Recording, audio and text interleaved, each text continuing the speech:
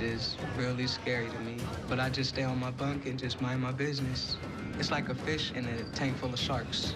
A new inmate fears the worst. Being in a gang, it's not something that I choose to run behind. It's a choice that I made, and it's something that I joined. A gang member asks for help to change his life. But first, he must convince a staff member with plenty of his own experience on the inside. So they say, Ron, you don't understand it. You don't understand what I'm going through. I can say, wait a minute, I was here. I was in the same color shirt as you was, and now I know what it takes to live a better life. And get her done, heck yeah! He is very comfortable here. He's been here so much, it's like his second home. The most arrested man in Sacramento, heck yeah! Gotta be proud of something.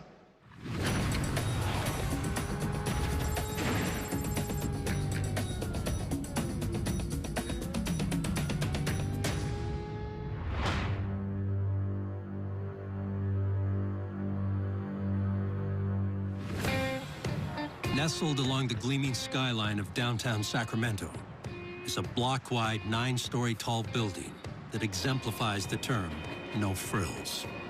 This is the main branch of the Sacramento County jail system.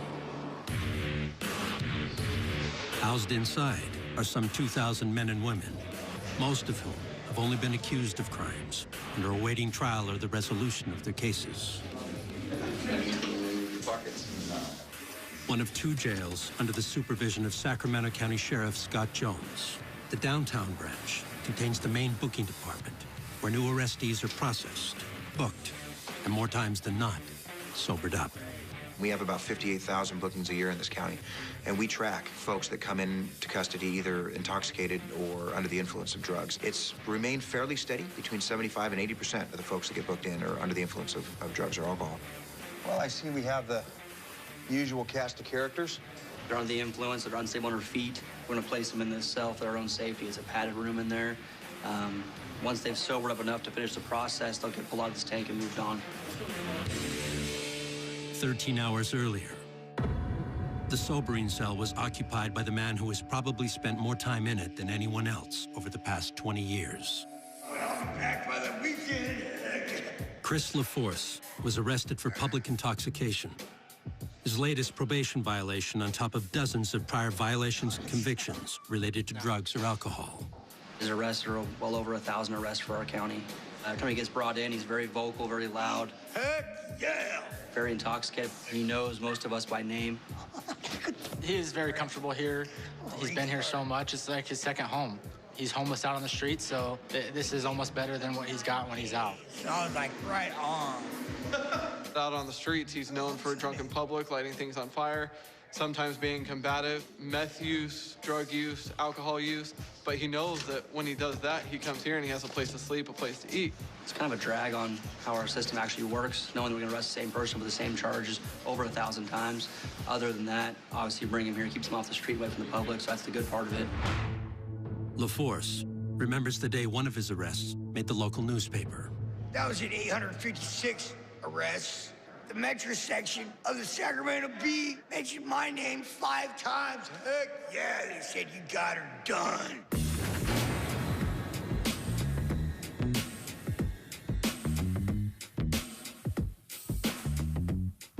The most arrested man in Sacramento, heck yeah. Gotta be proud of something. LaForce has been homeless for nearly as long as his arrest record is old.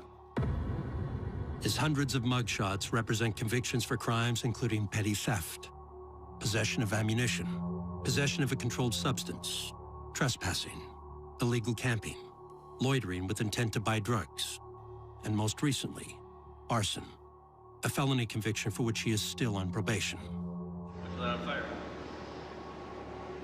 House trash, piece of wood, the gasoline and rubbing alcohol. I quit drinking rubbing alcohol, started catching on fire, and it goes boom. Generally, people arrested that many times it's a lot of drunken public. The judges can sentence them to county jail. They can mandate that they take classes. They can put them into treatment facilities on the streets. One option for Sacramento County judges is called the Serial Inebriate Program.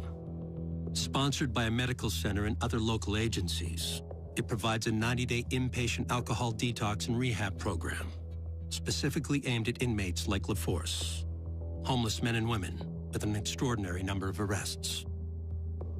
LaForce has left that program, as well as other programs, several times now. Well, I couldn't do the program. I had to get out. I was in the rehab, shaking real bad. I said, yes, I'm going to get a beard now. Because I can't believe you need my alcohol. He's a drain on resources, from getting arrested to medical staff talking to him or dealing with him, the courts dealing with him, and he has no intention of stopping. Get her done. That's Officer Dog. Mr. LaForce. Yes, sir. Welcome back. Yes, I know it's only been about 5 days, but, you know, rehab didn't work, so I had to come on back. You don't try rehab, that's why. He comes in, we still interview him the same way we do every single time, even though we know what he's going to say. Yes. Thoughts about wanting to kill yourself? Heck no. Need protective custody for any reason? Not at all. No gang association, no enemies? No, I'm enemies. Okay, we're done. You got court tomorrow at 1:30. Okay, I think they're going to let me go. It's up to the judge. The judge is tired of seeing you. The judge? Which one? I don't know, all of them. Thanks for coming back. Okay, that was the interview? That's it for me. Get her done, heck yeah! He enjoys what he does, and he'll tell you he likes it. He likes coming here, he likes seeing everybody, does his thing, leaves, and again, I'll see you next week. Getting tired of coming to jail? No, I actually love it. Are you serious? Yeah, it's home. Oh, this place home? Yeah, that's where I get my mail. It's been a long, winding road, but it's not winding down anytime soon. It gets a little frustrating because the expense is all on the county for his, whatever he needs, his housing and clothing and feeding and transporting him to and from courts. It's all expenses that are accrued by the county. Kind of like you want in jail. It keeps me warm. It keeps me off the streets when it's raining out there. They feed me 3 meals a day. They're all hot. And the food's not bad. We have a Narcotics Anonymous and Alcoholics Anonymous classes. Christopher LaForce doesn't want them. He's perfectly happy where he's at, doing what he's doing, but they are offered a halfway type house that they could go to, social workers on the streets to see if they want those resources. But he goes to the same areas, the same street corners, bumming money and yelling at people, and sometimes he's drunk within hours of being out. LaForce is assigned a cell, but a problem soon arises. He repeatedly jiggles the door handle as he waits for a control room officer to unlock it.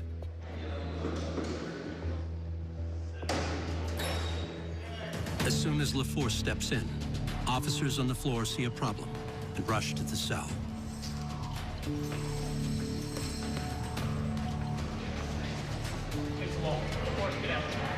He's kind of jiggling the door handle before it opened. When the door actually opened, LaForce stepped in. We could observe his cellmate take somewhat of a fighting stance, obviously agitated. No punches thrown, looked like they were almost just mad dogging each other, and then we went up there and squashed it all. Inmate LaForce, he can be overwhelming, you know, especially for somebody who is having a hard time here. Nobody's happy about being here, but inmate LaForce, he likes to live it like he's happy. He likes to have fun. He likes to enjoy it. And if people dislike being here and they're sad or depressed about it, they'd get annoyed, and it could cause an issue.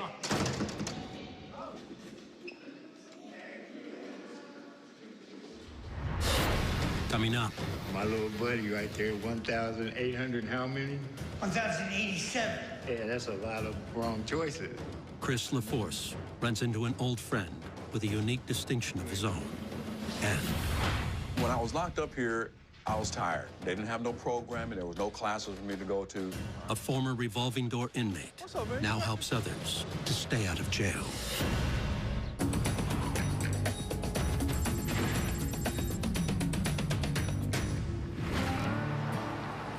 While Sacramento County's main jail sits in the heart of downtown, 20 miles to the south, in the heart of one of the nation's largest and most productive farming valleys, is the county's branch jail, the Rio Cosumnes Correctional Center. Turn right, go in between the car and the bus. Like the downtown branch, Rio Cosumnes also houses roughly 2,000 men and women. But here, the majority of them are already convicted of crimes and serving sentences. That's due in part to a 2011 law known as the Public Safety Realignment Act, or AB 109. The catalyst for AB 109 was the state's mandate and need to reduce their prison population with haste. They called it realignment, the idea being to realign lower-level offenders to a more appropriate custodial setting. What they did is take the responsibility for thousands of inmates that would have been going to the state prison system and just said, well, now they're the county jail's problem. The law created new challenges for the county jails by requiring them to house thousands of convicted felons who in the past would have gone to prison. With many sentenced to at least a decade, they could be more likely to cause problems. But the law also came with significant funding for a broad range of job training and rehabilitation programs to help inmates stay out of jail and prison. They're administered through the jail's Reentry Services Department. The goal of reentry is to reduce the recidivism rate. That's it. What I call it is, get out, stay out. Nationally, more than 70% of inmates return to jail or prison within 3 years. But Ron Smith knows it doesn't have to be that way, because 10 years ago, he was a revolving door inmate here. I know that sounds like, wow, how are you here now? Well, when I was locked up here, I was tired. They didn't have no programming. There was no classes for me to go to. Of course, I used to play the blame game when I was here. The blame game is still going on, but there's really something to lock into that's real, is tangible, and they can make a difference.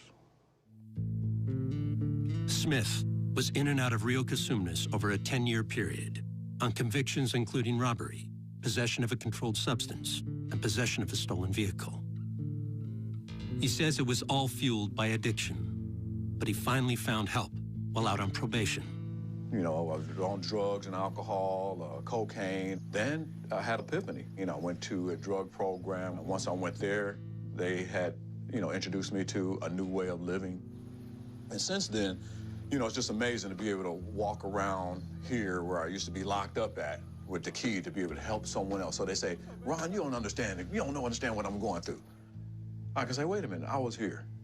I was in the same color shirt as you was, and now I know what it takes to live a better life. When I was locked up here, there was no counselor for me to communicate with. There was no program in place at that time. But with AB 109, when they get out, they can be a transformed individual rather than just doing time with no rehabilitation. Fishbowl Fancher. Yeah, this is Ron for reentry. Yeah, I was looking to get Mr. Greggs, and if you can send him to gate 8, I'd appreciate it. Sure. All right, thanks. Rodriguez Greggs was convicted a week earlier of possession of a controlled substance while armed and possession of marijuana for sale. He was sentenced to 1 year and will serve his time at Rio Cosumnes. It's my first time being here, so it's kind of scary being here with people who got all these type of charges. This doesn't even seem like a jail. It seems like a prison. And then a lot of people, they live like this is their home. I can't live like that here. I don't feel like this is my home.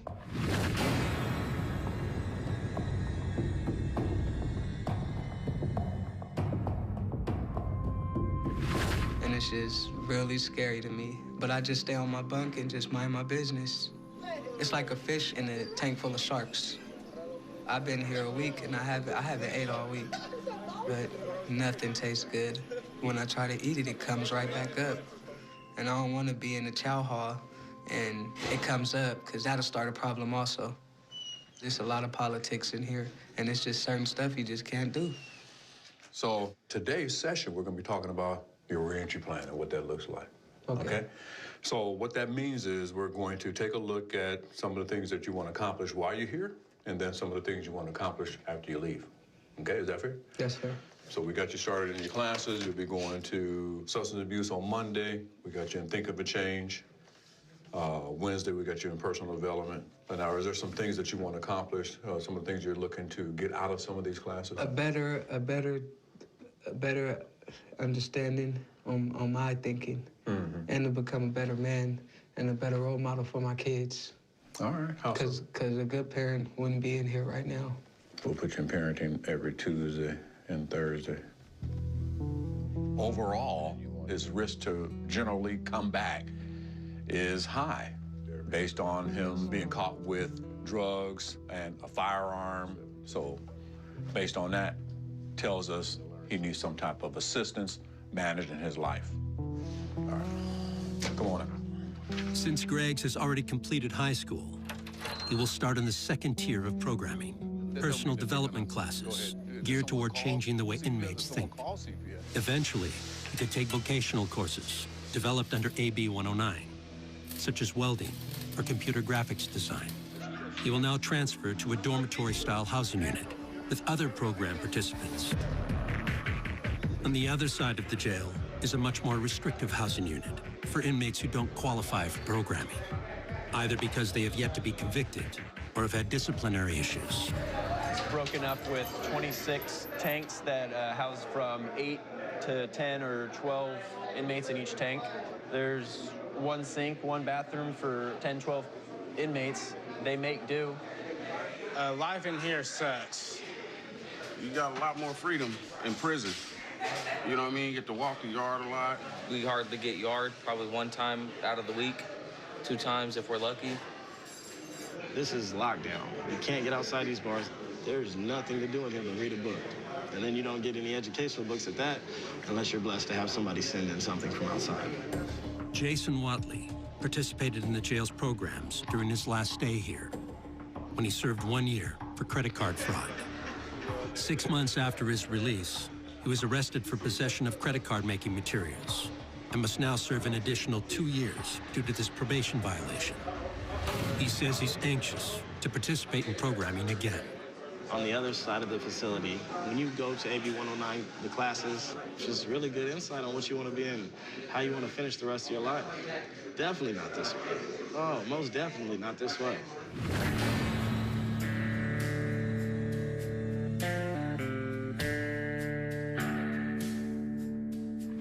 Hopefully, before my time is up, I'll be able to get back to the programs.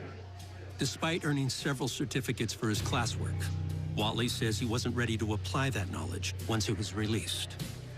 He went back to manufacturing fraudulent credit cards until an unlucky traffic stop led him right back to jail. I was driving a buddy to his house. Instead of slowing down for the speed bump, I went around it. That's exactly how I got busted.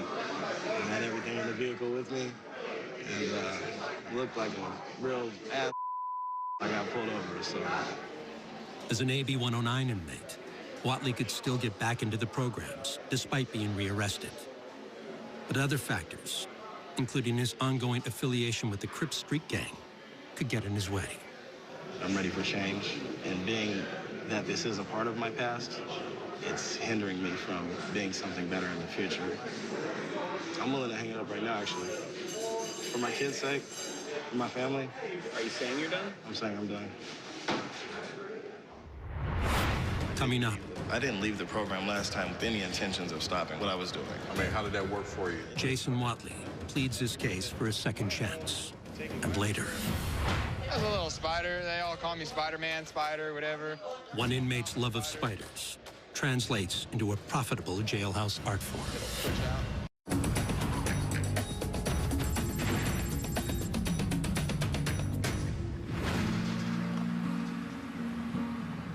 Inside the 2 facilities that make up the Sacramento County jail system, 4,000 men and women sleep on steel bunks with thin mattresses.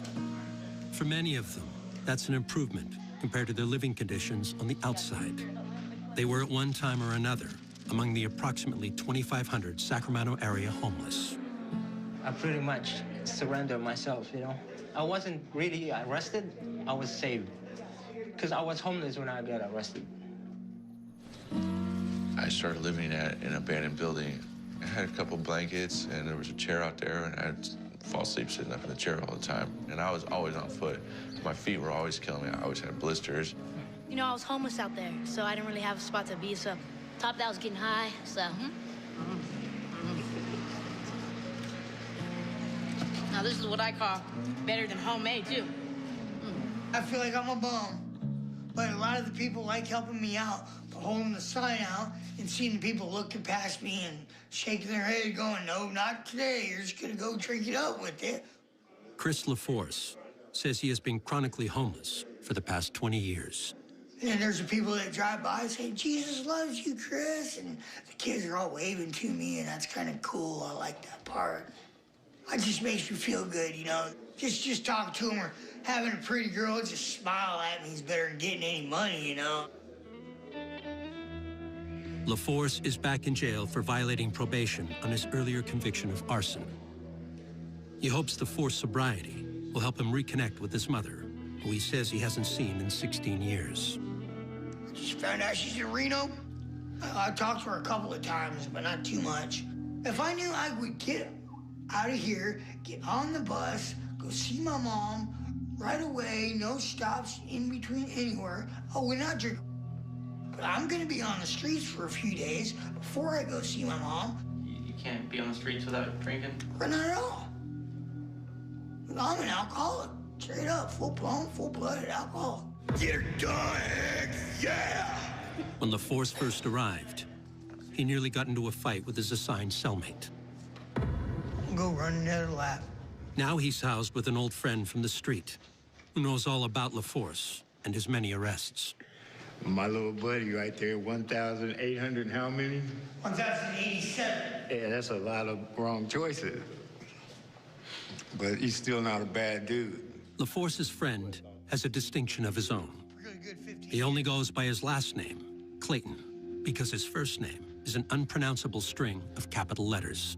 My first name is an acronym. It's the first initial of all my brothers and sisters. D is for Dwayne, A is for Adrian, C is for Charlene, J is for Joyce, R is for Rana, D is for Dana. My father wanted a junior, so my mother named me after everyone. And a lot of times people try to make it a name. They try and say, well, how do you pronounce it? You can't pronounce it. It's not a name. Clayton is serving a 90-day sentence for violating his parole on an earlier conviction for possession of methamphetamine. He has witnessed LaForce's revolving door relationship with the jail and recalls the time he returned, even before leaving the premises. The quickest is when you sat in front of that door. He said he did not want to go. I was detoxing real bad. Yeah, he didn't want to leave, and he needed help. And he didn't know where to go get the help from. So I went and I sat in front of the jail. I had nowhere to go. It was raining. I just said, take me back to jail. I don't want to go. He blocked the door where the officers go in to take you for booking until they came and arrested him. And he was back, like, within 3 hours, 4 hours, something like that, you know. He's like, I'm back. Yeah, you are. Your bunk's still open. I've known him for, what, about 15, 20 years? Really good 15 years. You know, I've run into him on the street a lot. Gives me shoes when I ain't got shoes. He always gives me something to eat. Yeah. You know, I caught him on the light rail one day. I went shopping for me and my nephew, bought some brand new shoes. He jumped on the light rail, no shoes, no coat, Say, it's raining. He's not a bad guy. He needs a little help just like all of us. Like LaForce, Clayton has also experienced many years of homelessness in Sacramento. For 10 years, I was downtown.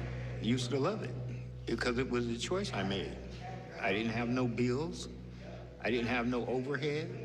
I didn't have to pay no insurance. I had a tent. I had food. I had friends. And if society looks at me and says it's not right, I apologize to you, society. Sacramento, you know I don't mean no harm. But so what? I'm still gonna be me. That's what I mean. Chris gonna do him. Thank you, Clayton. Of course. My partner. No way to judge him. Sorry, you know, it's wrong because he's just out there, you know, taking up space.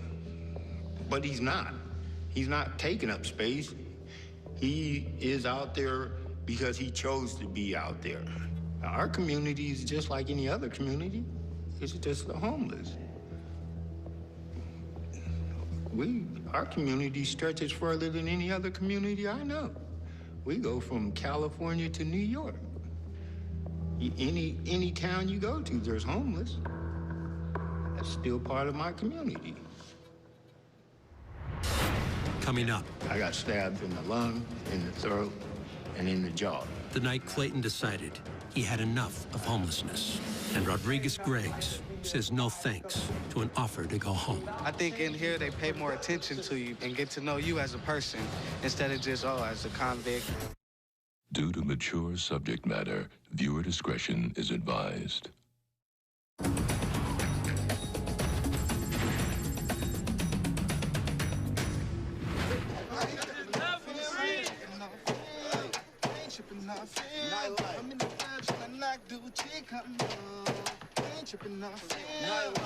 Morning at Sacramento County's Rio Casumas Correctional Center brings inmates to the outdoor rec yards. I'm the hottest. I'm finna blow like a rocket. So fly, get your girl out of pocket. Got my J's on, and they retro. Once a World War II Army base, it's a hodgepodge of buildings, fences, and razor wire. I'm living right now. You show her a couple bands, she gon' bite down. The compound looks and feels more like a state prison than a county jail.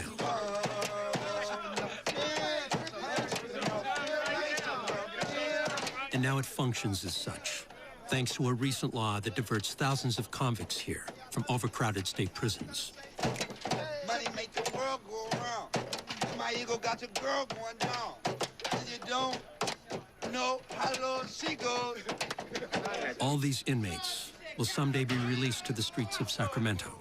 So the new law also brings significant funding for job training and reentry programs in hopes of providing them the help they need to not return. You know, when I was locked up, I had no real motivation.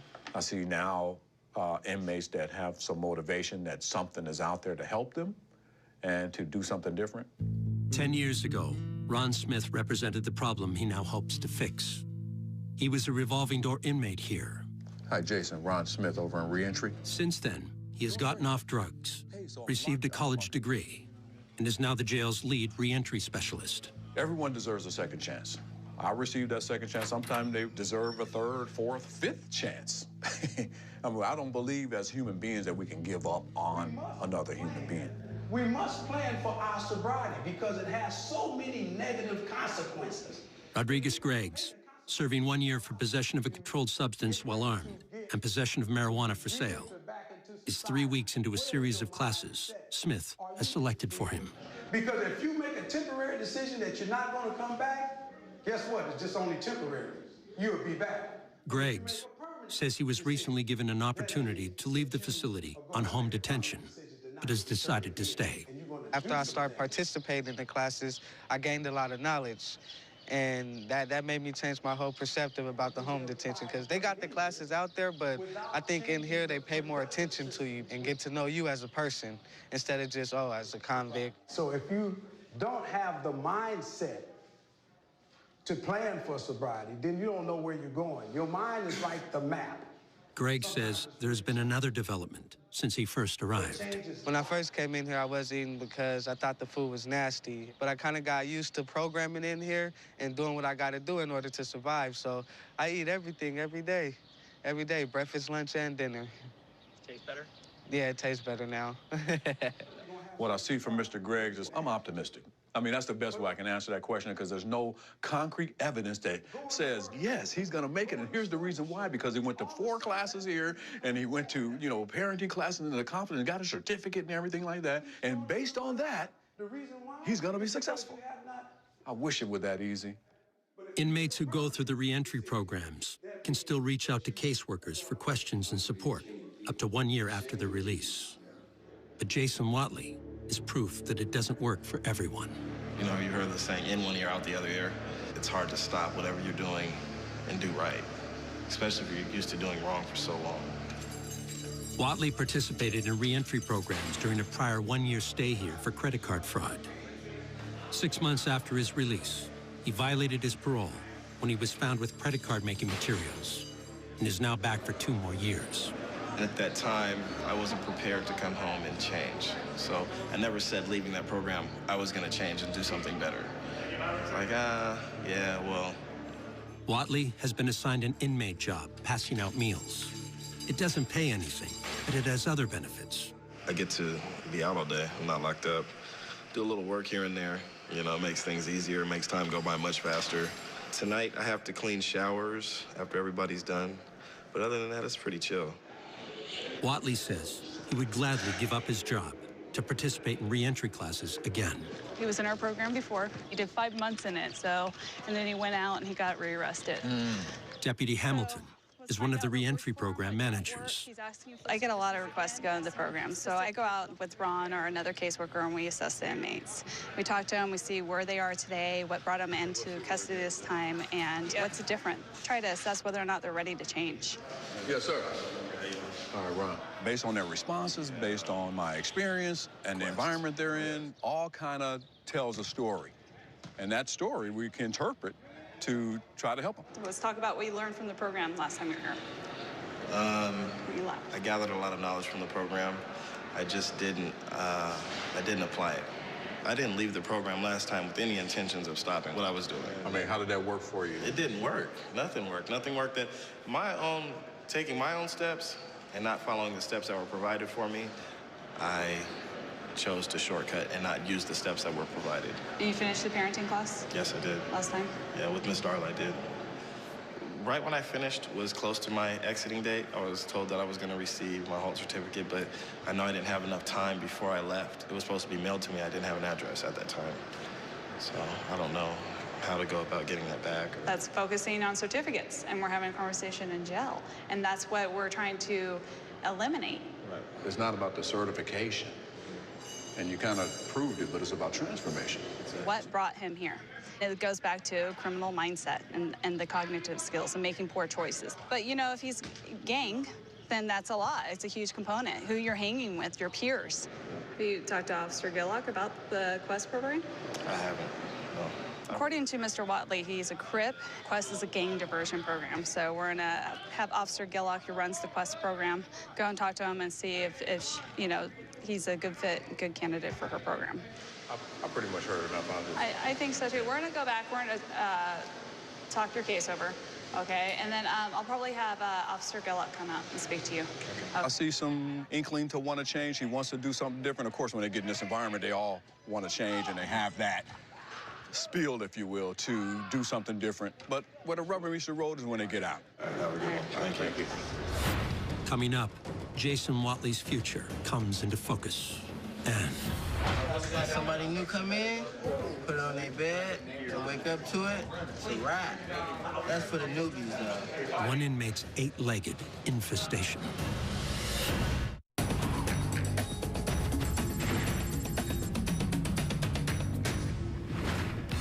Sacramento County Jail inmate Earl Herzog, serving 90 days for domestic violence, doesn't qualify for any of the jail's re-entry programs due to his short sentence, though he has used his time here to develop a new interest.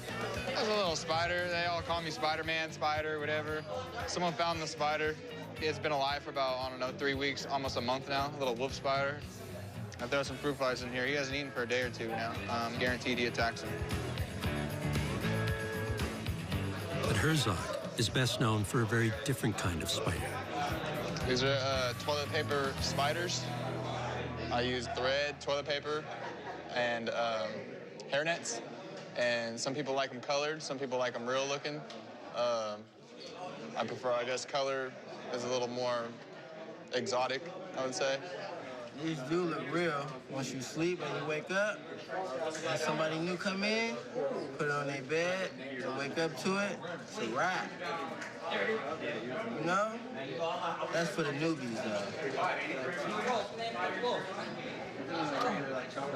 I'll show you right here. The first process would be, we would start out on the legs. I ready to get it down as low as I can. I'll rip a piece of hairnet off. I got it already all set up, ready to go. Then I'll wrap it with the thread to get it as tight as I can. The thread comes out of the underwear. This is the part that takes the longest right here. I'll do 4, and then I'll tie them all together. And if you look on these real closely, you can see that it's actually 4 instead of 8, and they're all just bent. And it gives that real look. The next part, I'm gonna do the butt and the body all in one. I'm gonna add all the detail to the legs right now. I use coffee to color it, or colored pencil if they want it colored. Now I'm gonna tie the body onto the legs. I try to go, like, I'll crisscross, I'll go across, I'll just do a little bit of everything. As long as they stay on tight, that's what I'm shooting for. And there's your Sac County toilet paper spider. Chris LaForce has been caught in a web of his own making. It's comprised of alcoholism, homelessness, and endless stays at the jail for the past 20 years. He also has abused meth, which has all but destroyed his teeth.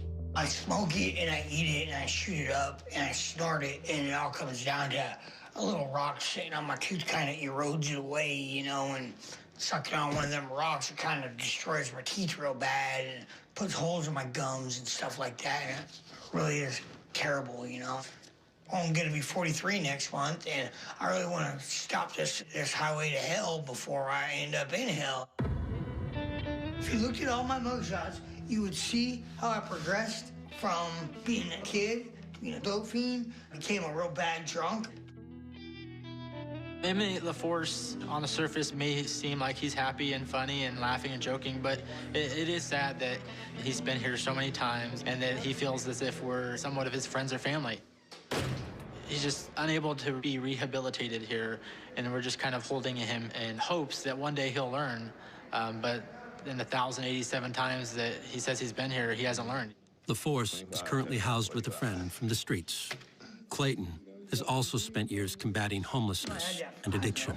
I used to live right in front of the porno shop in a tent, right there, selling drugs and coming back and forth to jail for it. First, I used to sell marijuana. Then I went up to selling crack cocaine. And then I started selling crystal meth. And then, you know, I started doing the drug. And they had a saying, first the man takes the drug, then the drug takes the man. You know, don't be your best customer. Yeah, I was that. I was my best customer. Did you ever sell to Chris? No. He has too many issues for me to give him another issue. He's a partner, he's a friend. While addiction is still a part of Clayton's life, he says homelessness is now in his past. I get help and I pay my rent. I have a big brother who looks out for me, you know. About 3 years ago, I had a bad incident happen that made me have to get off the street. I got stabbed 3 times. I got stabbed in the lung, in the throat, and in the jaw. Clayton says he was walking through a part of town where the homeless congregate when a stranger approached him. And he just stepped out from behind me, so, you know, just like another person walking down the street. He's just walking behind me. I didn't pay him no mind. And it was like I felt a pinch, then I felt a pull, and I was falling, and he hit me in the jaw, and I was able to fight back. And a lot of people were sitting there like, gee, we seen that you were fighting. Looked like you were fighting for your life. I was, stupid. Why didn't you help me? And that was it for me. I knew I can't keep doing this. We deal with people, so many different people, that a lot of times you think this person might be coming to help you, and they're not. It happened. They prey on the homeless. LaForce will soon be back on those same streets. Due to his current jail stay, he has 42 days of sobriety and will be released in another week. I'm about to get my head shaved and get my mug shaved. I'm gonna feel like a new man.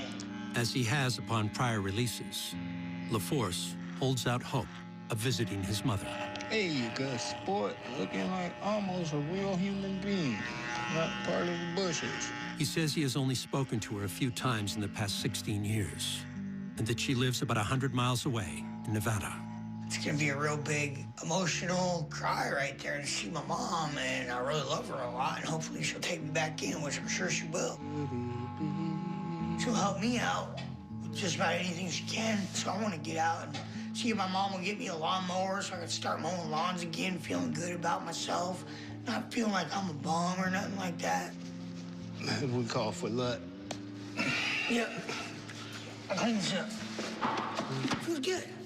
I feel like the new me. I want to get out. Maybe I'll just go get a lawnmower and try to be a different person. Not too bad, gentlemen. I kind of like it. Coming up, Chris LaForce returns to the streets.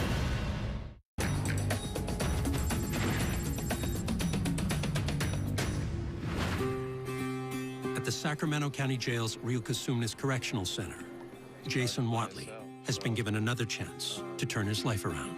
I'm gonna back down. I'm gonna back down from everything that's wrong. Keep myself from coming here. At one point in time, you know, coming to jail was nothing. You know, I'd laugh at it. I just go do the time and come back home.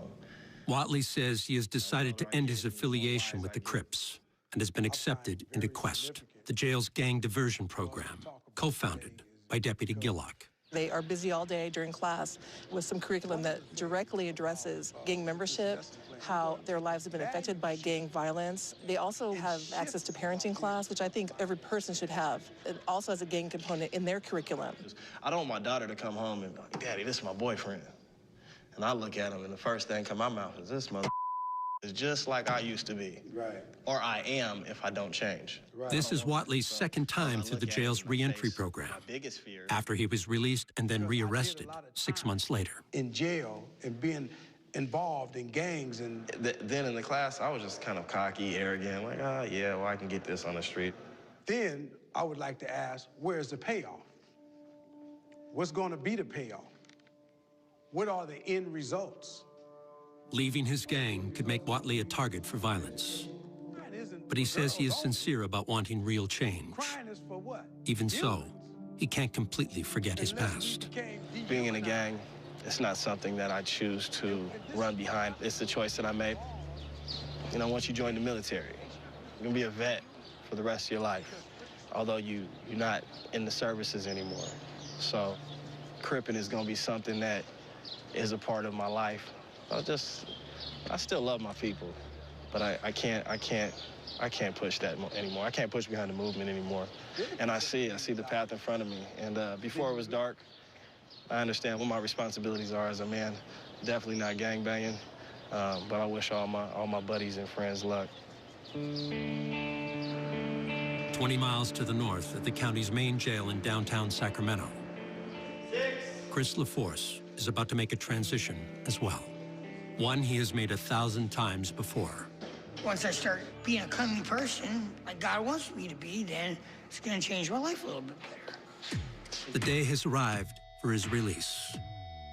Surveillance cameras capture LaForce in his change-out cell, and later, making his way off the grounds of the jail. LaForce says his goal is to reconnect with his mother, but 36 hours later, he was back in jail. Should be home again. 36 whole hours. You were gone 36 hours. I got made it that long. What happened? I got drunk and died again, you know. So you were using too? Me, yeah. Christopher LaForce was brought back into custody last night for being drunk in public. What number arrest is this now? 1,088. What the? Yeah. You're proud of that? I mean, when you get kind of retarded like me, you know, mentally ill a little bit, you know, and heck yeah, I'm proud of it. Nobody else has ever done it. I just want to stay in jail forever. LaForce. Yes. Come to control. Roll everything up. LaForce's latest violation will result in another 180 days in jail, a new chance to sober up, and perhaps someday to see his mother. Heck yeah.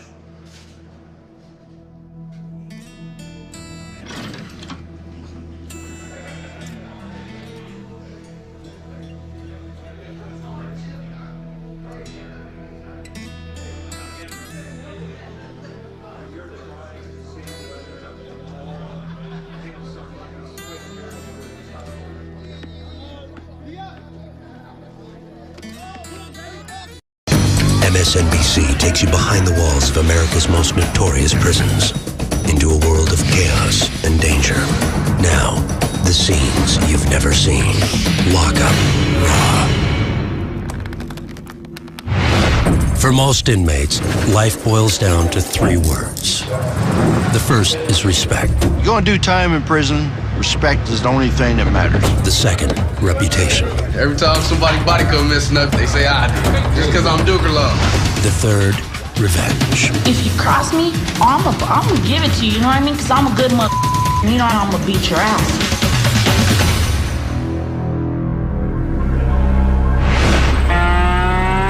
Just about every inmate story we tell on Lockup revolves around the 3 R's: respect, reputation, and revenge.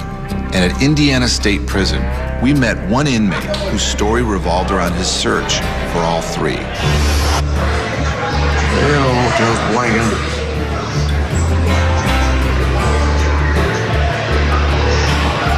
Barry must be calling dead or something. During our shoot at Indiana State Prison, officials allowed us to give select inmates handheld cameras to express personal thoughts in the privacy of their cells. My name is Cephas Pasco, CEPHISPASCO. I am a convict at the Indiana State Prison. We learned a lot from them, including the importance of reputation in prison. I've done the time, I've stayed out of trouble, and I'm not a punk, bitch, or any of the lesser areas of being in prison. 2 things that were notable about Cephas. He was always alone. I don't think I ever saw him hanging out with another inmate. And his fixation on food, whenever we bumped into him, he was either talking about food, looking forward to his next meal. Breakfast is 6:15 in the morning, chow for lunch is about 12, give or take, and supper's 5:30, give or take. They're giving us reruns, 2 nights in a row. Yeah, if I only had pork chops, I'd really be going.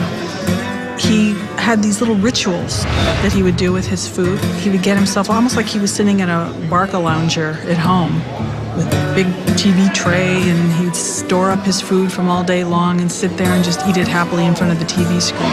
This is how I sit all the time when I'm watching TV. In the old days, I had the pork chops. I'd really put on this show. I'd have 9, 10 pork chops, chips, whole beans laid out, 6-pack soda. Guys, yeah, Pascal, you know what? Tear it up. Well, only fights I got left. But if we initially saw Pasco as a foodie behind bars, the footage he recorded on the camera we gave him revealed a troubled past. I'm in prison for 60-year bid for murder.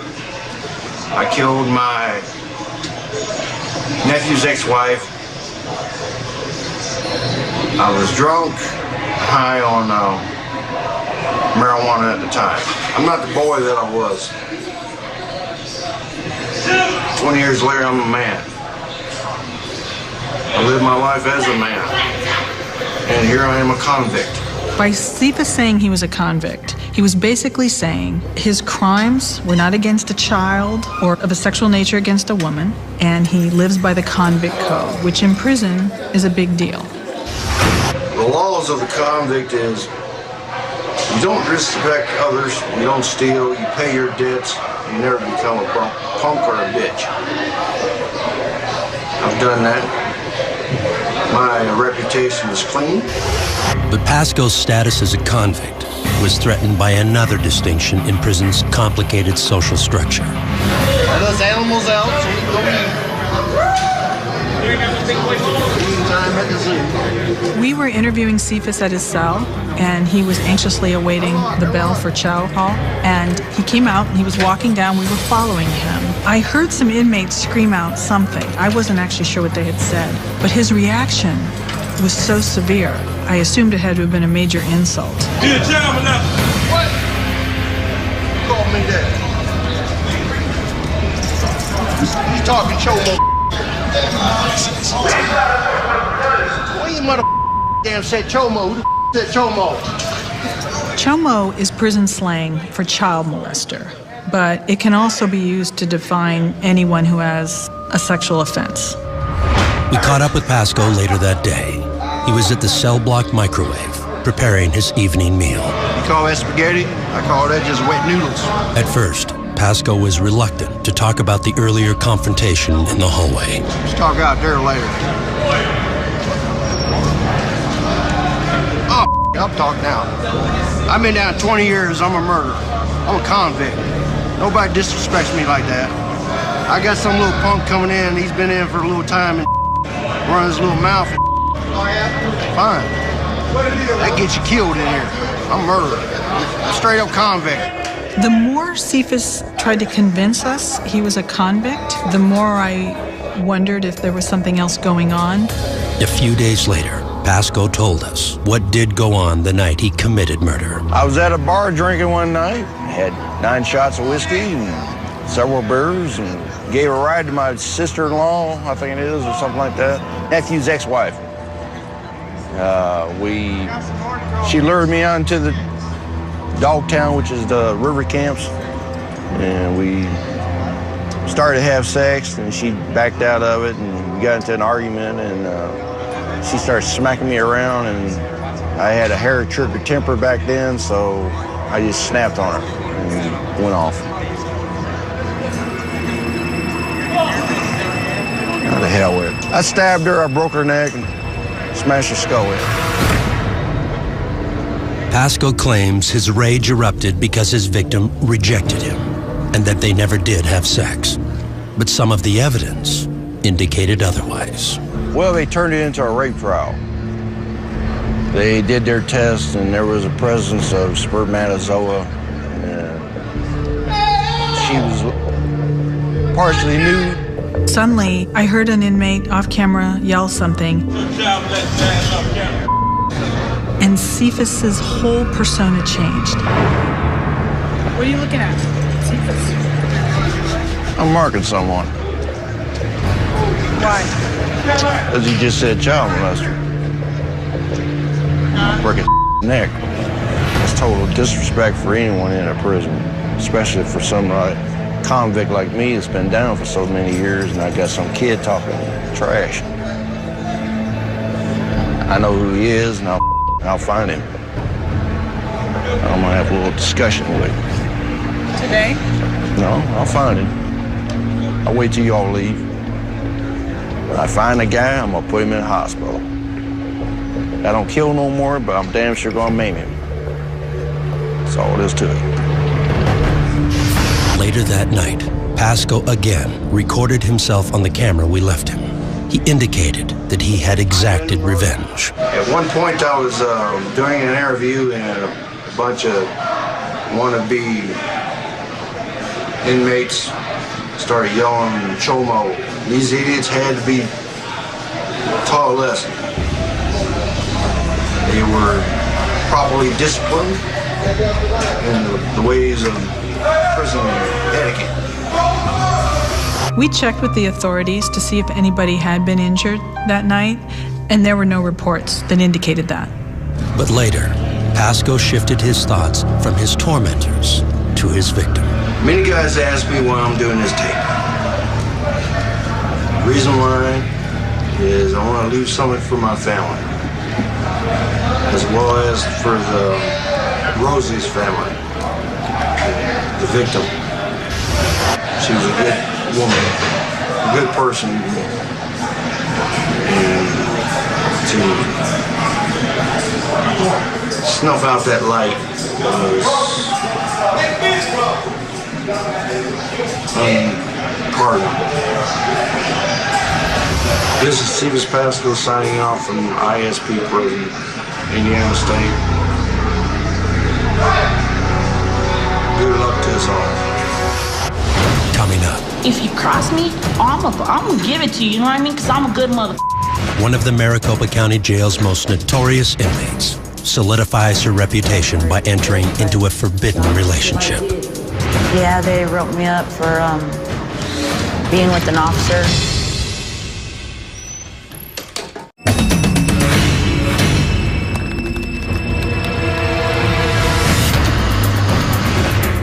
At every prison or jail we visit for lockup, the safe management of the inmate population is the staff's #1 priority. Violent inmates are usually confined to their cells at least 23 hours a day. When movement throughout the facility is necessary, it's usually under close supervision and with the inmate shackled at both the wrists and ankles. But at the Maricopa County Jail in Phoenix, Arizona, we discovered that for some inmates, even these precautions weren't sufficient. Here, a pod that would normally hold 32 inmates had been cleared in order to manage just 4 female inmates with violent reputations. It just limits their ability to threaten other staff, to go after the officers. It's just a very, very controlled setting. When I first went in there, I was surprised to see that there were only 4 inmates that were actually housed in that area. But once I met them all individually, my impression kind of quickly changed, and I realized that there's a reason why these 4 women are kept away from the rest of the population. The 4 inhabitants of this pod were all well known throughout Maricopa, but none had a more notorious in-house reputation than Rosalva Rosie Trevino. If you cross me, I'm gonna give it to you, you know what I mean? Because I'm a good mother. You know, I'll respect you and give you your loyalty, your understanding, your respect. I'll give you everything in one package. If you up little by little, then disrespect me, then I'm gonna beat your ass. You know what I mean? That's where I'm gonna come full force your way. Trevino had spent the last 6 years inside Maricopa fighting a murder charge that could have earned her the death penalty. During that time, she was involved in numerous assaults on staff. Rude dude with the attitude. That's what they call me, the officers. In fact, Trevino told us she couldn't even remember how many times she had been tased. My whole back, I have like scars. This is the big one. This one's where I could put my finger in. You see how big it is? I just didn't care. I was in there for the death penalty case. I didn't have nothing to lose. I mean, I have my family, don't get me wrong, and my son and everything like that, but I just had that mentality. So I was like, that I'm gonna give him hell. Sometimes you get the nice, sweet Rosie if she wants to be nice and sweet, and sometimes you get the crazy, I'm gonna kill you Rosie. But Trevino proved that both Rosies could be equally dangerous. I want to touch it. And the staff warned me about this. She can actually draw people in, which she did on many occasions. And one of the stories that's very well known about Rosie among the detention officers is that she actually developed a personal relationship with one of the detention officers. We started flirting around, and I don't know, one thing led to another. I really thought she was gonna set me up. I really thought she was working for the prosecutor. When Trevino entered into a relationship with one of the jail's female detention officers, it was considered a serious breach of security. Yeah, they wrote me up for being with an officer, and that I was a danger to this facility because of her, because she knew the blueprints or whatever, you know.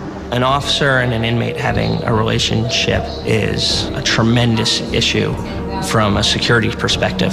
The concern is that the officer can do favors or can even potentially smuggle things in to inmates, whether that be a weapon or whether that be drugs. They think that I manipulated her. Like, she never brought me no drugs or nothing like that. Just like food, like, you know, things. The inmates call that hooking an officer, and that's a game for them. And in the past, there has been contests between Trevino and other inmates to see how many or if they can hook an officer. She does have a reputation for actually, you could say, sucking the officers in, getting them to play her game. I mean, it's an easy enough thing to avoid, but some people just are weaker than others, I'm assuming. When the relationship was discovered, the officer chose to relinquish her badge rather than turn her back on Trevino. She moved in with my mom, and she's like, she raised my son. I mean, I cared about her, but I wasn't like, I didn't know how serious it was until after I had her in my house with my mom, and it was like, she helped my mom, my dad out a lot, and my son loves her. If an inmate wants to be your friend, that's your first warning sign right there. The officer in question, she listened and believed exactly what Trevino told her. You know, she said, yeah, great, wow, I'm interested in you, gets fired, comes back to be, you know, I guess in love with this young lady, and now Trevino's done because she no longer can be a help to her. She's no longer an officer. It's crazy, huh? What love does. Trevino says that although the former officer is still close to her family, the two of them have cooled their relationship. No, I wouldn't say we're dating no more. I mean, she went her way, I went my way. I mean, I'm looking at death penalty, you know what I mean? I had good memories with her. During our final days of shooting at Maricopa, Rosie Trevino continued to prove unpredictable. After a difficult court hearing concerning her murder case, she attempted suicide, though it was quickly thwarted by jail staff. I was kind of shocked because she was actually a pretty happy person. She seemed really comfortable in her environment. She seemed to have built a really strong relationship with the 3 other females in her pod. Then just days later, Trevino and her lawyer reached a plea bargain, which spared her the death penalty. She was sentenced to 18 years in the Arizona State Prison System. Coming up. I stabbed him in his lungs and his kidneys, and he basically drowned in his own blood.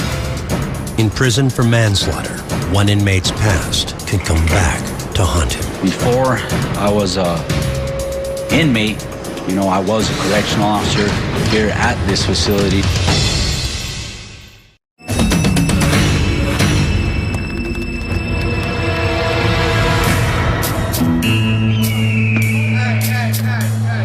In prison, we often find unusual stories can be found in the most mundane settings.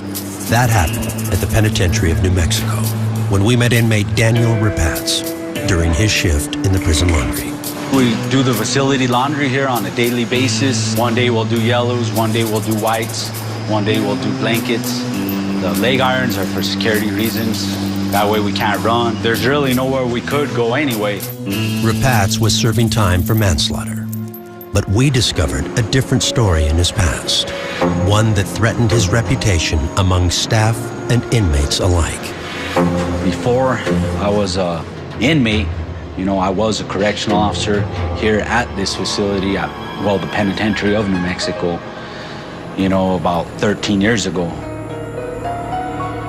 An inmate who is former law enforcement is going to always be perceived as the enemy as far as the other inmates go. So it's usually a precarious situation. Given his circumstances, I thought Daniel was pretty secure.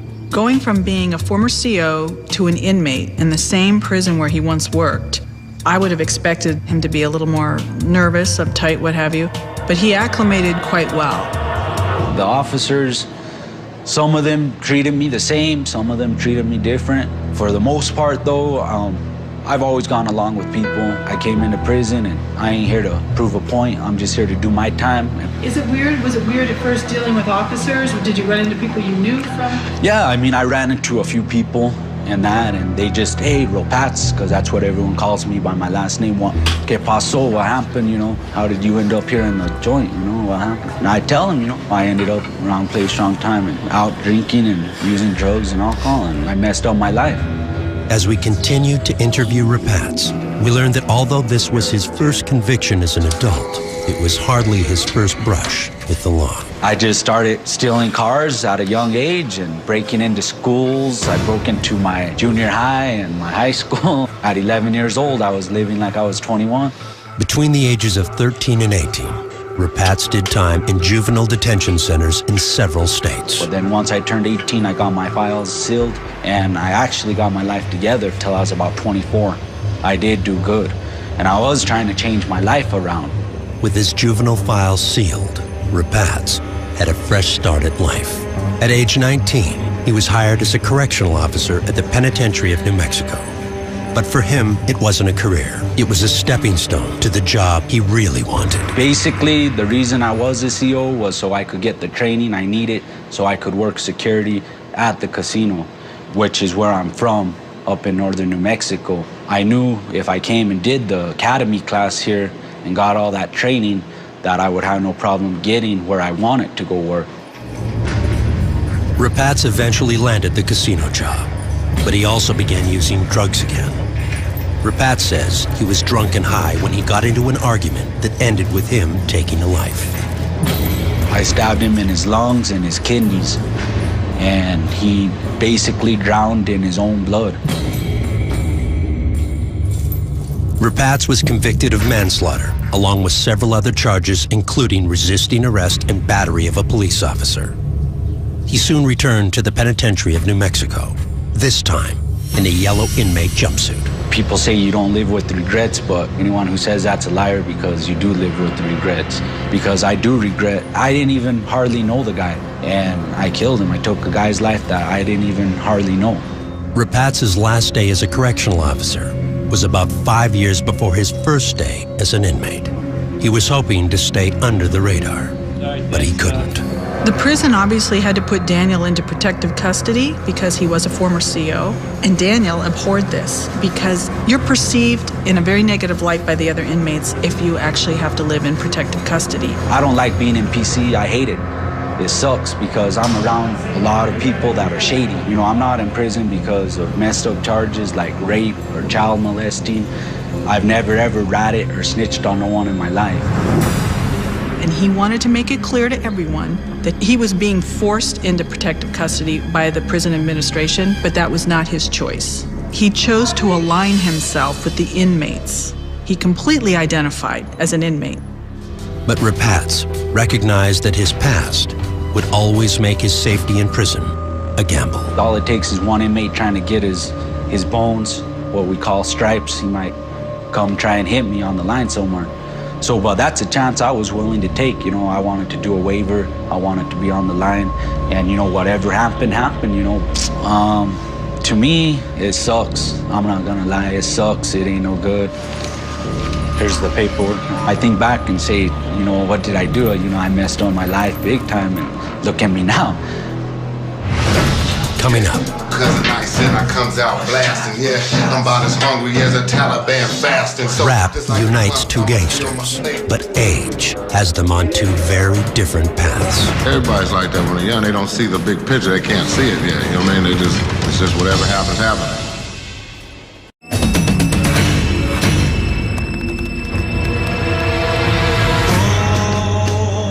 You know what I need is you. During our time at any prison, we meet inmates who want to share their talents with us. More often than not, rap is the artistic expression of choice. I ain't already done to me. Held my own gun to me. Pulled the trigger suddenly. Locked up. Ha! Thinking about some things that never change in the game. My old ways have given me nothing but penitentiary as my meat nose to roof and spits right. My game takes flight. Love is just a feeling, but pain is life. And all the bad I done seen, I'm trying to make it right.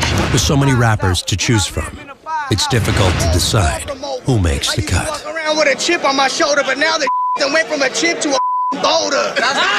I get solicited a lot by the inmates to hear their raps that they've been working on while they're incarcerated. In fact, it happens so much that I had developed a system for it, which is I use the associate producer, Jake, to audition them before hearing their raps. And if Jake gives them the thumbs up, then I'll take a listen. The plan first went into effect at the Maricopa County Jail in Phoenix, Arizona. He kind of used me for the litmus test, so to speak, on if they were good or not. So at one point I was told, hey, come on up here. And I went up and there they were. Cousin Ice and Duker Loke were two of the most interesting inmates that I've ever met working on lockup. Yeah, I'm Cousin Nice and I comes out blasting, yeah. I'm about as hungry as a Taliban fasting. So just like the clumps, I'ma fill my plate. Ghetto grinding all day, it's a crime buffet. I was actually blown away. For being two different artists from two different locations, they actually worked well together. So just remember, if you like it or not, if you floss what you got me in my bust shots. Cousin Ice is really 45-year-old Titus Fisher. He was at Maricopa, awaiting trial on a charge of firearm possession by an ex-felon. Yeah, we make toilet music. You heard it up there, right on the toilet and the desk. You gotta make your own beats, you know what I mean? 4-4, cock back on the beam, on top, ski mask, pro club, chuck teed up. Need a Ross on the hip, 32 in the clip. Had a chance to give me a couple knocks over with. Fisher's cellmate is 20-year-old Donnell Thompson, better known here as Duker Loke. I got a name. You got a name? Duker Loke is the South Side, cuz. Thompson was at Maricopa appealing 2 murder convictions that could land him in prison for at least 32 years. Keep the noise down over there. Rap has helped the 2 men bridge their generation gap. Trying to film.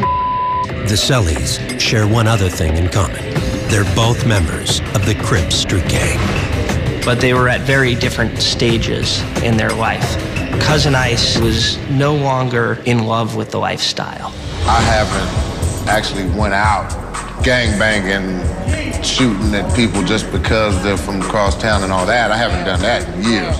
But I still hang with my homeboys and you know what I mean, if something happened to one of my close ones, I'm gonna have to help retaliate, you know what I mean? Duker Loke, on the other hand, was still caught up in the game.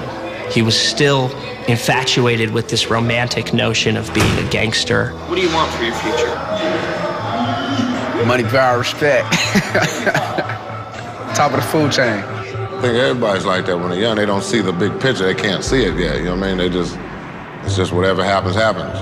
Having been in and out of state prisons in California, Fisher sought to share his wisdom with the younger Thompson. I've got him out of situations and hear that he was finna just react to some and I'm telling you, you can't always just react, you know what I mean? You gotta slow down and think about something real quick.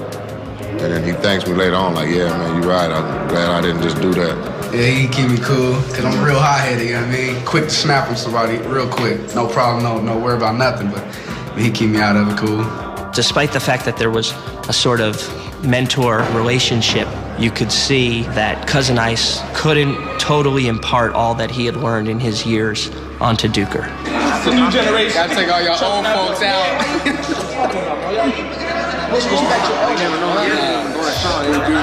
Fisher told us that gangbanging has changed since he was Thompson's age. We just wanted to protect our side of town, you know what I mean? None of us owned nothing over there, but we called it our side of town. When I was 18, it wasn't. You heard about somebody getting shot maybe once every 3 months. Now it's every day somebody's getting shot. Donnell Thompson can attest to that. He's been shot 8 times. I ain't scared of death, though. They're scared of me. Prosecutors allege that Thompson has been on the other side of the gun plenty of times. Besides the murder convictions he's currently appealing, Thompson was charged with 3 additional drive-by murders while we were at Maricopa. He has pled not guilty to the new charges. They're trying to say everybody that dies in Phoenix, he had something to do with it. Yeah, you know what I mean? Just because I'm Duker Love. Can't be. Every time somebody's body come messing up, you know what I mean? They say I did it. But Donnell Thompson had other choices in life before he took on the persona of Duker Loke. He would have been a star football player. Duker had scholarships to colleges, running back.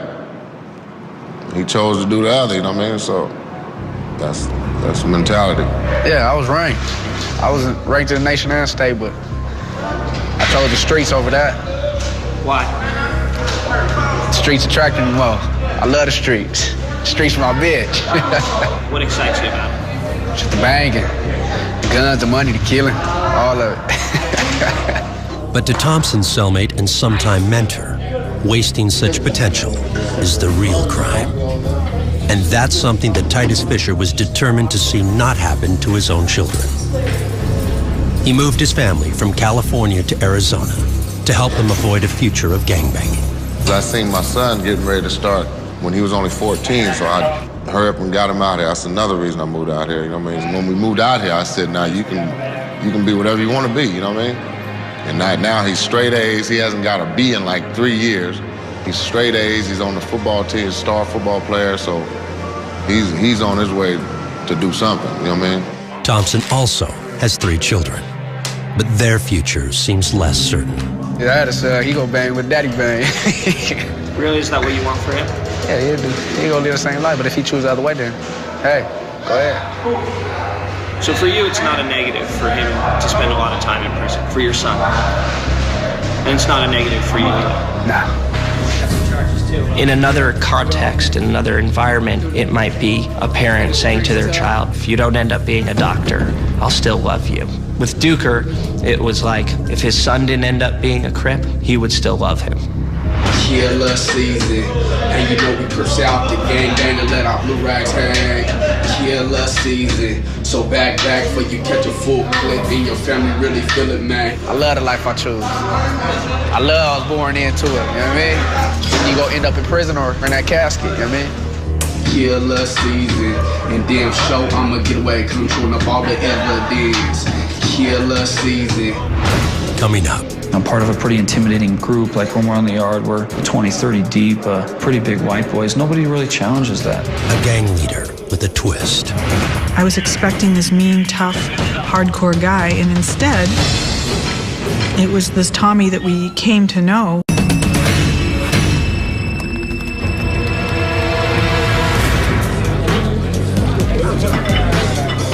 It's been said that inmates in maximum security prisons live their lives based on the 3 R's: respect, reputation, and revenge. The same could be said of prison gangs. No matter where we're filming, whether it's the United States or around the world, Gangs are a big problem for prisons. It's a secret society with a code of silence. But when we went to a prison in Colorado, Lyman Correctional Facility, we met a gang leader there that seemed to be a bit different. It might have had something to do with the two officers we met there. Those two officers are Lieutenants Jim Fox and Andy Piper. We're not going to quit coming in here and shaking you down, so you better quit. Don't look for sympathy. I'm not. Square yourself away. Check yourself. Knock this off. Then maybe you can get into a program. They were completely in sync with each other when they were doing their work. They were obviously very good friends as well, but they were complete opposites in terms of how they looked, how they acted, their whole personas, but they were extremely effective at what they did. What did you do before corrections? Worked on a ranch mostly. This was quite a culture shock to me. When they drug me off the horse and put me in here, and I'd never seen anything like this in my life. Working on a ranch, what did you do? Roped, doctored. You're a cowboy. Yeah. You're a cowboy. Basically. And Lieutenant Fox had that cowboy persona on the job. He always told it like it was. You're not going to manipulate the system here at Lyman. You're going to go through the process just like every other inmate that comes in here does. And if that means that you go out in population, that's where you're going to go. Lieutenant Fox was the more gregarious of the two, while Lieutenant Piper was pretty quiet, but when he did speak, he was very direct. You know that's never correct. He could be tough. Are you speaking? Are you speaking? You're saying something. Don't. And sometimes he had a very dry sense of humor. Stay away from the ice cream. One of the men's specific duties was to gather intelligence on the prison's various gangs. We're probably unique in how we deal with the gangs out here. We've accepted the fact that there are going to be gangs, and there's nothing we can do about it. So we try to control, what they do, and we use the leaders a lot to control that. And they know that if there's problems out here, they can come to us and not be a snitch. Part is the clout that they carry.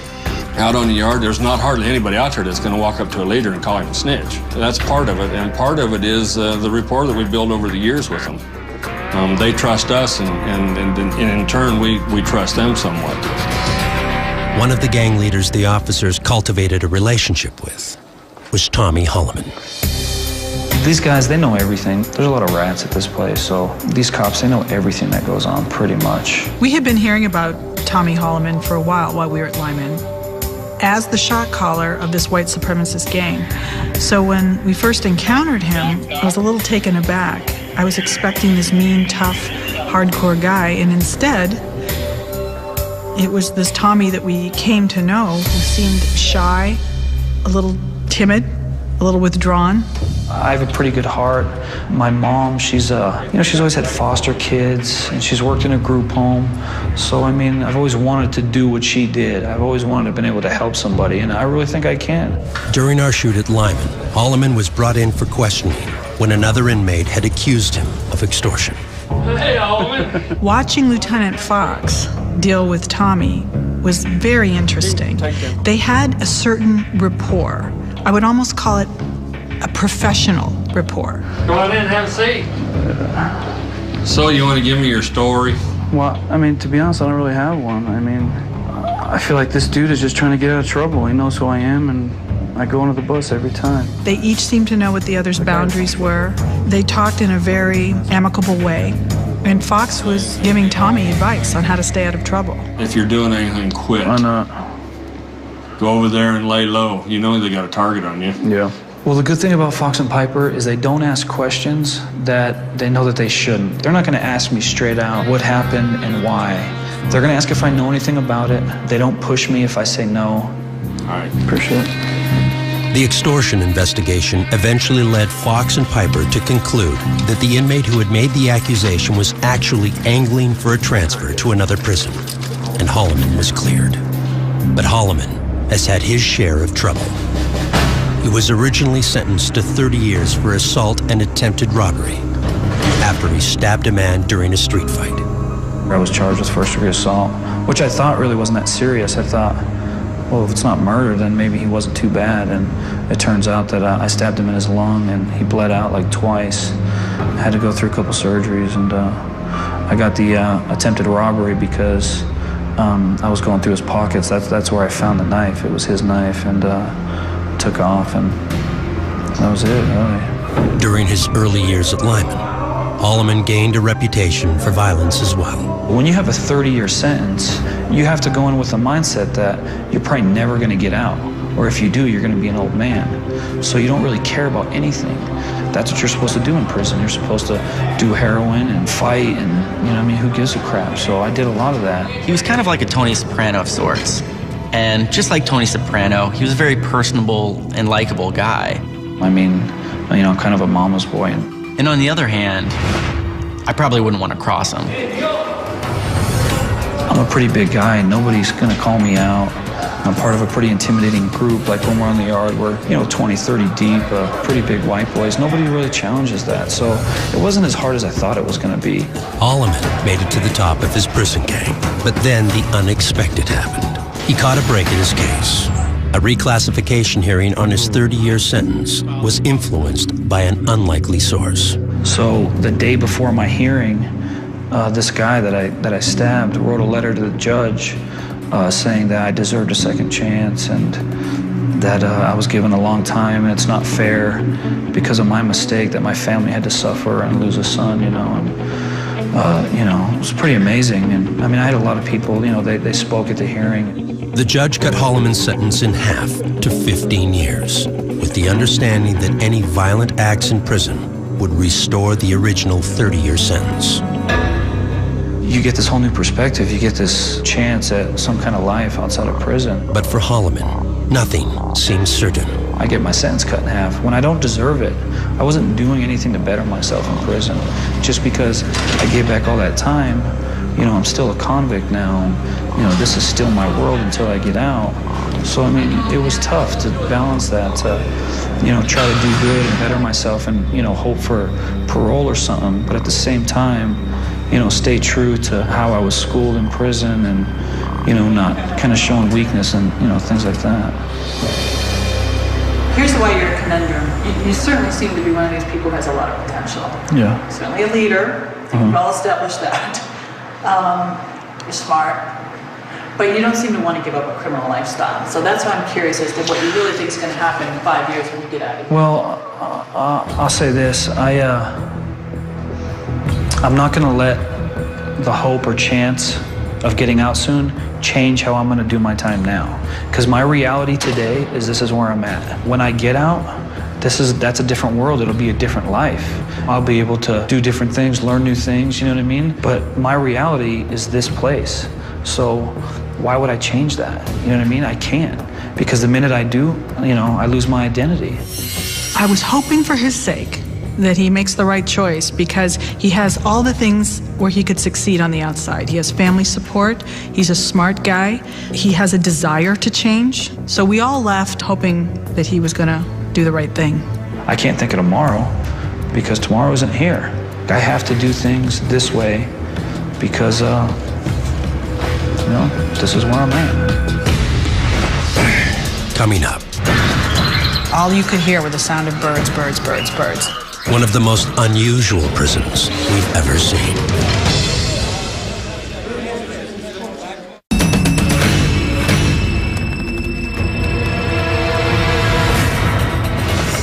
While the pursuit of the 3 R's of prison, respect, reputation, and revenge, seem to permeate the lives of most inmates, our trip to a Serbian prison for Lockup World Tour revealed a potential 4th R. Roosters. We have been told that this is the prison that houses the most notorious criminals of Serbia. But you would never know that by touring the grounds of Zabala, a maximum security prison located in the Serbian countryside outside Belgrade. They had done the grounds up beautifully, and you heard birds everywhere. All you could hear were the sound of birds, birds, birds, birds. That was very surprising to me. You couldn't escape it. The prison's garden-like grounds and collection of birds, including peacocks, were part of a renovation project. Prison officials felt that a relaxing natural environment could help their rehabilitation efforts. It did have, actually, a much calmer feel to it than I expected. You know, the buildup was pretty big. Serbia's biggest most notorious prison, and then here I am with peacocks and birds and cats wandering around. In fact, when we wandered into the prison shoe factory where inmate workers make dozens of shoes per day, the scene was more reminiscent of a Disney film than a prison. This is our pet, Kicha, called Kicha, yes. This shoe shop was a pretty unique area that we got to film in. And just the fact that all the shoes were being made by hand, and then we're in the middle of a conversation with a guy, and a parakeet comes and lands on the guy's shoulder.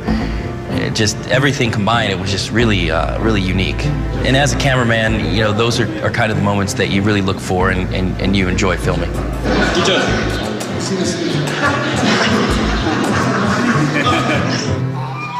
We met one inmate, however, who seemed to have a closer connection to the birds than most of the others. I would see this guy off in the distance, and he was surrounded by birds, and he was surrounded by all different types of birds. And obviously I keyed on him because it was kind of interesting. He was interacting with the birds, and one of the staff members said, "Oh yeah, he takes care of the birds, blah, blah, blah." I then dubbed him the Birdman of Zabala. Rasha Radisov is serving 15 years for murder, a crime he claims he committed in self-defense. We have pigeons, various breeds, fancy pigeons, fantails, which are inside the cage right now. We have hens, peacocks, geese, roosters, and since recently, goslings. I feed them. I look after them. I don't allow a single bird to go missing. If a bird gets injured or ill, I report it to the administration.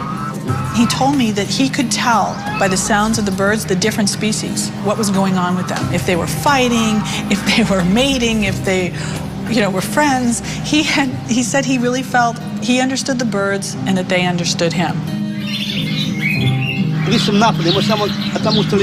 It's relaxing to see all the different birds. We have a small pool for them here, and it's fun to watch them gather there, drink water, bathe, fly around. It was obvious he had a relationship with these birds. We were watching him interact. They weren't frightened of him in any way.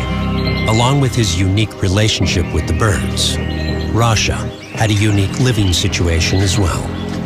He lived on his own, away from the other inmates. He had this unique situation. He lived in this little shack on the prison grounds. He didn't have to dwell in the dorms or the cells, and his whole job was to take care of the pump system at the prison. This machine sometimes breaks down in this place. The other one can break down too when there's a lot of rain and mud.